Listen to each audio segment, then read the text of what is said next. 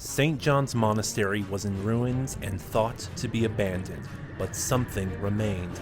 The remnants of the gangers lived on. As two twins explored the abandoned island, they met the Doctor in his fifth incarnation, who warned them of an oncoming acid rainstorm. As their boat was destroyed and the TARDIS became unreachable in the storm, they made for the ruins. But one ganger roamed the island and tricked the Doctor into meeting the remaining flesh creature.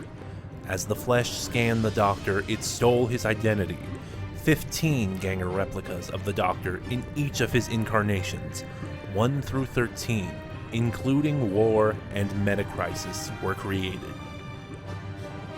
Trapped in the basement of St. John's Monastery, the Doctor is surrounded by gangers of his other selves.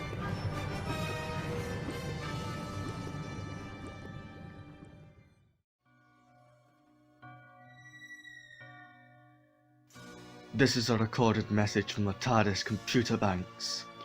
You've entered the room of memories. I am the Doctor. I'm the Doctor. I'm the Doctor. I'm the Doctor. I'm the Doctor. I'm the Doctor. I'm the Doctor. I'm the Doctor.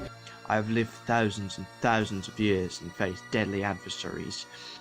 I've had 14 faces, past, present and future. But 14 is not all. There are more than I know. More Doctors. More than I will ever be able to count. But the real question still stands. Doctor Who.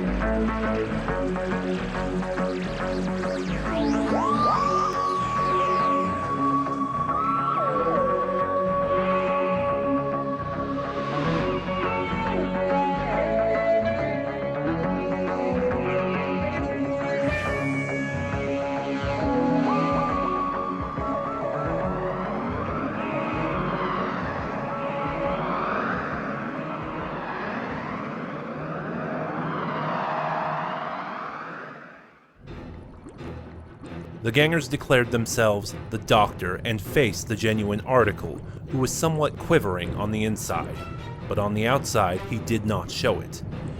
He didn't recognize all the faces that looked back at him, which was surprising since they were all his own. He hadn't met some of them, but it was probably the memories within the original, older host Doctor which had known them. The Doctor looked up slowly. In the roof, there was a large crack that seemed to go right the way through the ruins. It went so far there was even a pinprick of light from the outside world. But through this gap there was something else. Something was falling. It made a clanging noise as it bounced through the ruins, going from floor to floor. What should we do with him? Asked the ganger of the fourth incarnation of the Doctor to his peers. We need the host alive, responded the ganger of the 12th. Imprison him, grunted the first. Torture him, grinned the 7th. They all shouted out obscure ways of dealing with the real Doctor, but their squabbling was soon silenced by that of the 10th incarnation's ganger, who exclaimed, Fingers on lips. They were silent. Thank you. Now, we've all been too busy shouting over one another. But has anyone else been hearing that noise? The gangers too had picked up on the noise of the object that was falling through the ruins. It got louder and louder and louder until clang, the sonic screwdriver landed at the feet of the real Doctor. He picked it up and immediately pressed the button and pointed it at the gangers of his other selves. The squeal from the device seemed to have an effect on the flesh. They seemed to shudder away from it. Interesting. I wonder. Must be this room. The echo is unbelievable. Perhaps the gangers have sensible hearing. Some sort of defect. But he had spoken too long.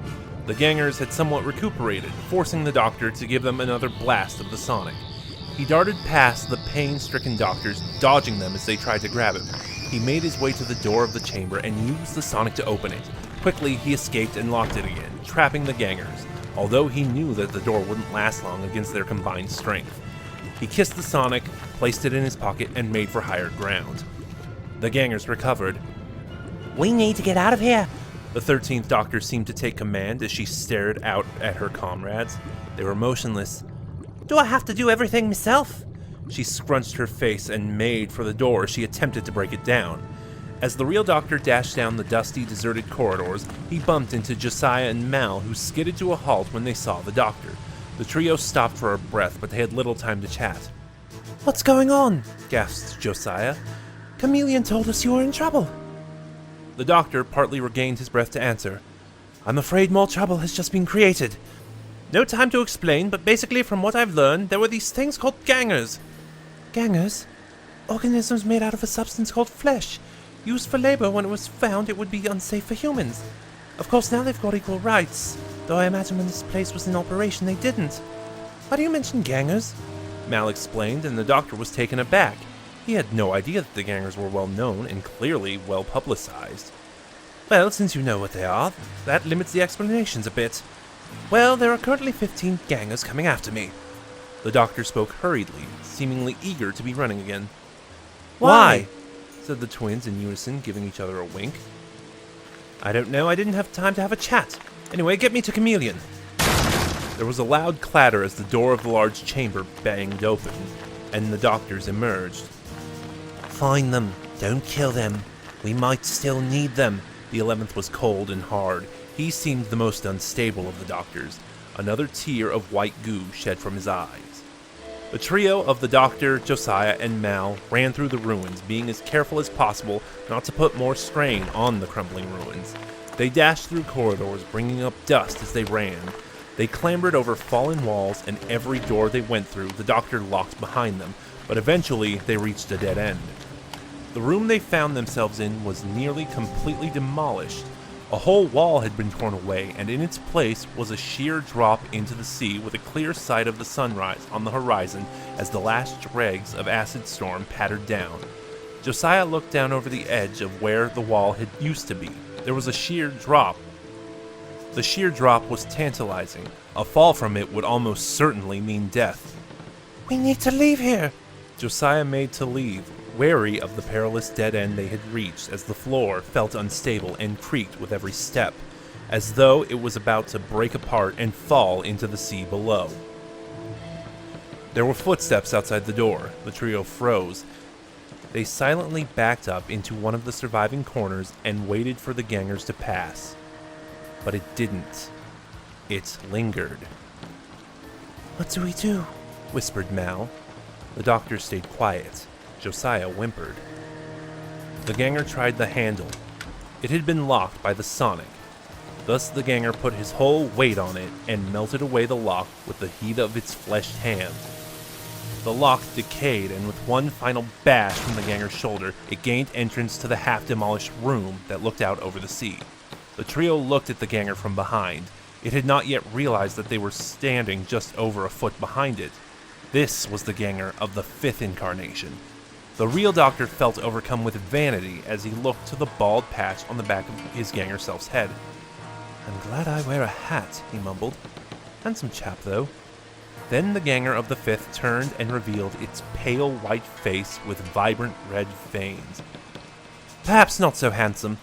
The doctor screwed up his face and attempted to smile at his ganger self. He held out a hand as a gesture. Hello, pleased to meet you, although I swear I've seen you somewhere before. The ganger of the 5th swung at his doppelganger. It missed as the doctor dodged him. The floor was becoming highly precarious with the added weight of the ganger.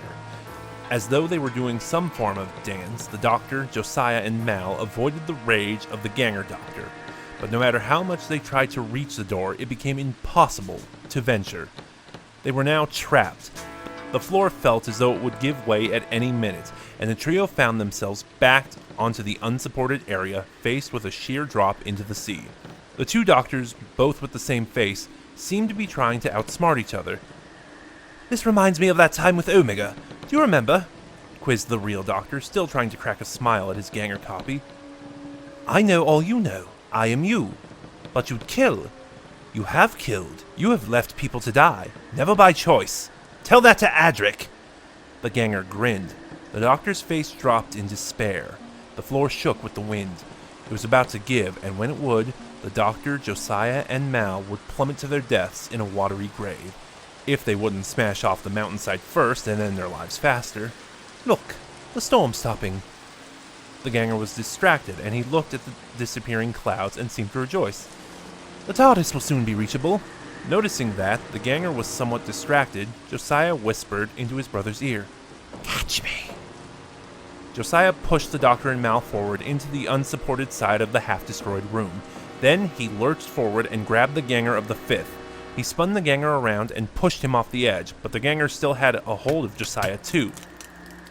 It pulled him with it. Josiah attempted to hold on to the unsupported floor as the ganger clung to his leg. Mal gave a gasp and ran for the edge and held his brother's hand, attempting to pull him up. The floor shook. The real Doctor reached in to help. Josiah's grip was slipping as the ganger burned his leg. It was all over in a second. The floor gave way. The Doctor and Mal fell backward into the supported side of the room. Josiah fell. He took the ganger of the fifth with him. Mal sat shaking, silent.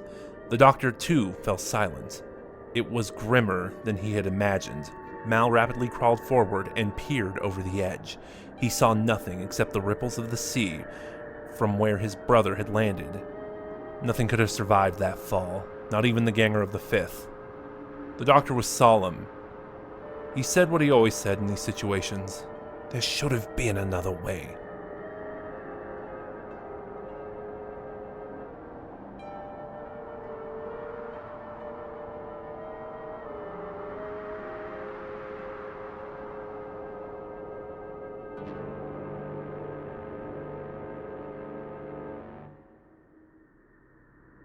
There were still 14 Ganger Doctors at large, and the TARDIS was now within their reach as the storm had passed. There was little time to waste, and little time to mourn. The Doctor attempted to pull Mal to his feet, which was easy despite the distress he was feeling. He lost his brother, his rock, his twin, his partner, his co-conspirator, his one and only. Yet he didn't shed a tear, just mourned silently and stilly. Another set of footsteps passed the door, and the Doctor urged Mal into the secure corner again. The footsteps once again stopped at the doorway, and the character entered the decayed room. The Doctor and Mal held their breath, but were relieved when the silvery form of Chameleon appeared. I scanned the ruins and located you. Where is Josiah? Chameleon looked around, then, with his eyes red again, he located the cold body of Josiah that was now 100 feet below in the sea. Gone, uttered Mal, the first thing he'd said since the loss of his brother. I can help with grieving. Chameleon spoke with something like pride and began to transform in a glittery haze. As the Doctor saw the Chameleon was about to turn into the form of Josiah, he intervened and stopped Chameleon from carrying out such a heartless gesture. No, Chameleon, that won't be necessary. The Doctor took a breath. Have we had any news of the TARDIS from Tegan and Turlo? They have reported sightings of strange characters outside of the TARDIS, a couple of which they recognize from your previous adventure on the Death Zone. Yet they have not interacted with them in any way. Very wise of them. Odd for Tegan, the Doctor smirked. Anyway, Chameleon, would you say you are back to your optimum mobility? Chameleon ran a quick diagnostic scan, which came up trumps. I would say so. Good, I have a task for you. I think we can put things right on this island. With that, the Doctor brought out his half-moon spectacles and placed them upon his nose. Now, listen carefully. Meanwhile, the Ganger Doctors had gathered in the crater of the ruined monastery, where they were now gazing at the majesty of the TARDIS. They were gathered in a semicircle around, seemingly waiting for the few remaining incarnations to appear. They were all bickering. We need a key, said the 10th. I agree with him, handsome devil, agreed the Metacrisis 10th. Would you two stop pruning yourselves? Interrupted the 3rd. Oh, I don't know. They seem like something of a match to me, chuckled the 2nd. It's fair to say that I am the best dressed around, proudly strutted the 6th. Sorry I'm late, I was looking for those two humans, called out the 8th, who was climbing out of the ruins. Are we all here yet? Grumbled the somber 11th. No, we are still waiting on the cricket one, the eyebrows one, the bald one, and the first one, told the Time War incarnation. The other Doctors, even though they were gangers, still seemed to sneer at him for what he'd done in the Time War. Oh, I'm coming! Grunted the 1st, who was closely followed by the 9th. Had to give Moses here a hand. We may be gangers, but we didn't create a stick for the old man. spoke the ninth, pointing out at the disgruntled face of the first. Next to arrive was the fifth, closely followed by the 12th. The congregation of doctors had arrived. 13 and 11 looked at their other selves with disgust. None of them had secured a TARDIS key from the real doctor. Guys, are you serious? Not one of you has found the humans, the robot, or the doctor? Scorned 13. 11 wasn't so audible in his feelings. He looked around and through the corner of his eyes, and there he glimpsed the eye of the fifth incarnation. Oi, Crickety, did you see your doppelganger? The fifth didn't speak for a moment, but he gave a chortle and looked to his peers. One might say we are all my doppelgangers. 11 grimaced further and approached the fifth incarnation. He gave him a sniff. Scent of linseed oil and freshly cut grass. I apologize for a moment. I thought the real doctor or that insufferable robot had switched places with you. The 11th stepped away, seemingly pleased with his examination. Well, we can be glad that's not the case. The fifth grinned. However, he was hiding the fact that he was on edge. From a pile of rubble, however, there came a noise. It was Mal. He was running over all the boulders, bricks, and dust. The doctors noticed. Mal jumped back and down into the ruins, causing the structure to shudder as he did. What are you all waiting for? After him! Exclaimed the 11th as the doctors began to re-enter the ruins at different areas in hope that one of them would catch Mal.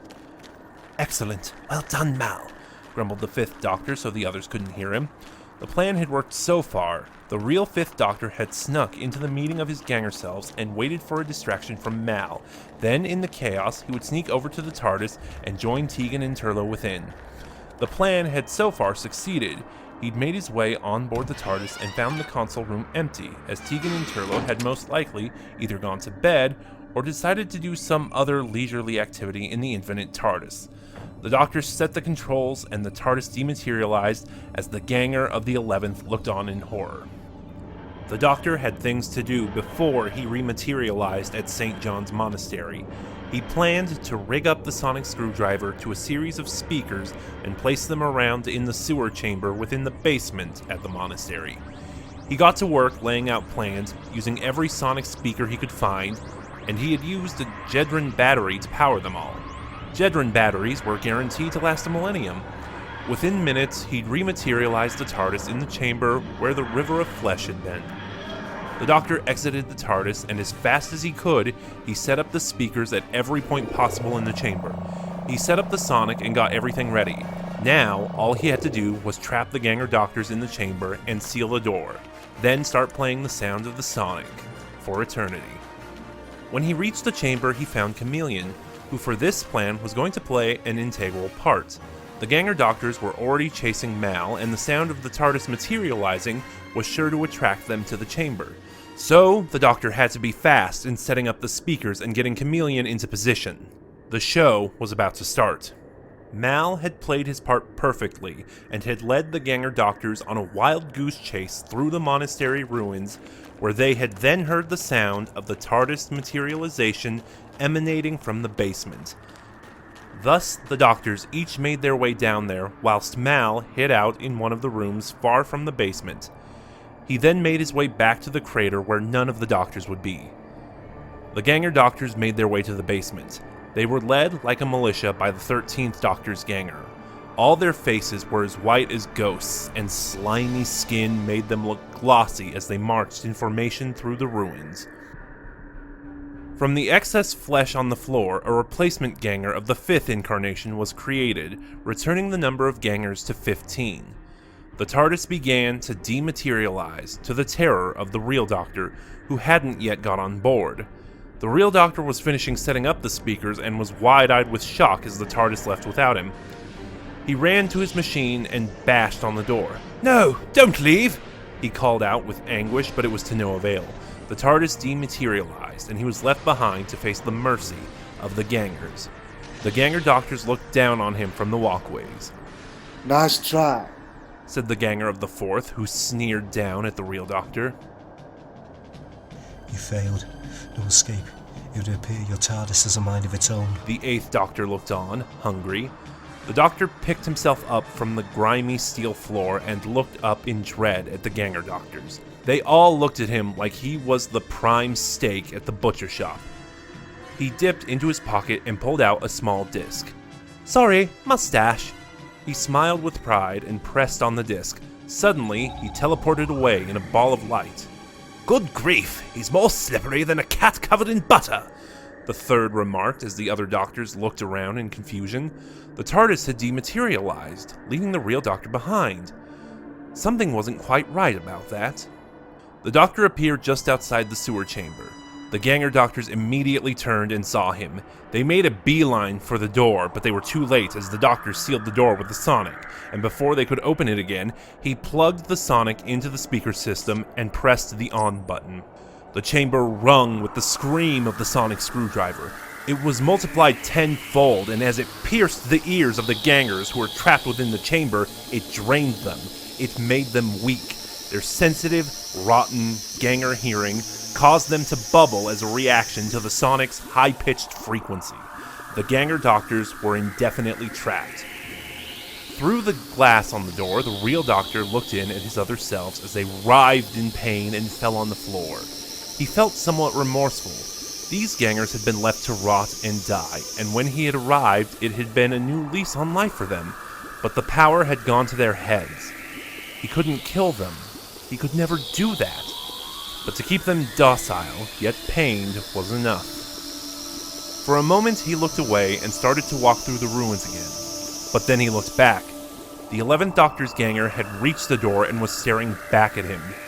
His eyes were completely bloodshot, but the Ganger didn't squirm in pain like the others. It simply stared at him and mouthed at the Doctor. "Thank you." The Doctor walked off, leaving the Gangers trapped forever.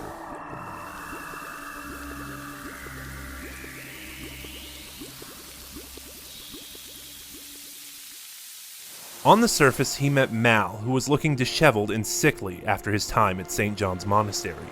He was sitting on a rock, holding his brother's burnt rucksack, which had been left out in the acid rainstorm.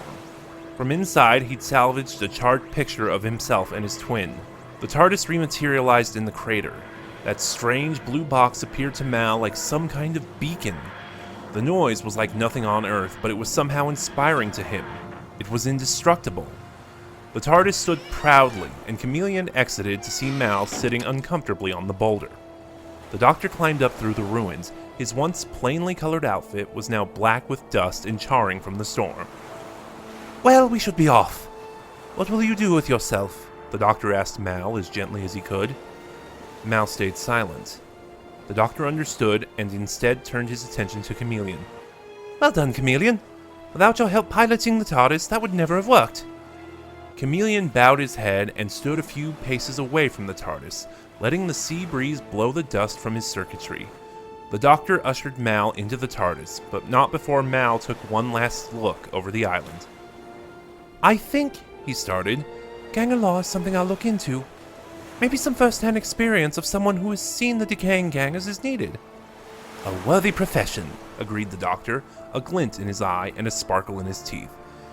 "These Gangers, I pity them. Driven mad by their own isolation, left to die, rotting and putrefying. It's enough to make even the strongest people mad. Someone needs to stand up for that. In the meantime, the Gangers will stay here until they have decayed into nothingness. They have the form of a Time Lord. If they get free, they might wreak havoc on the universe. So here they will remain, withering away piece by piece. Whatever I do with myself, Doctor, I'll do it in his name. Maybe this exploring lark will let me meet people and spread the word about the Gangers. Educate people about them. The Gangers I know aren't like this. They're civilized. More people need to remember that, instead of remembering the Gangers' origin." A noble sentiment. "Come on, Chameleon." With that, the Doctor and Mal entered the TARDIS, ready to drop off Mal home safely for him to recuperate and plan what his next move was. Chameleon stood still, looking out at the sea. His body seemed to shimmer and glitter as he transformed his appearance into a darker figure. A man with sunglasses, a distinct American accent, and a long leather jacket now stood in the crater. The Master. An army of crazed duplicate doctors trapped below this island. They'd make powerful allies. He grinned villainously and chuckled to himself. Evil seemed to stir within his hypnotic, snake-like eyes. Chameleon shook himself out of it and returned to his normal, robotic form. Lose signal. He tweaked himself and then joined the doctor aboard the TARDIS. The TARDIS dematerialized. St. John's Monastery lay silent. The tragedy that had struck it seemed to haunt the ruins. Yet a secret lies imprisoned there, trapped in eternal torment. The Ganger Doctors live.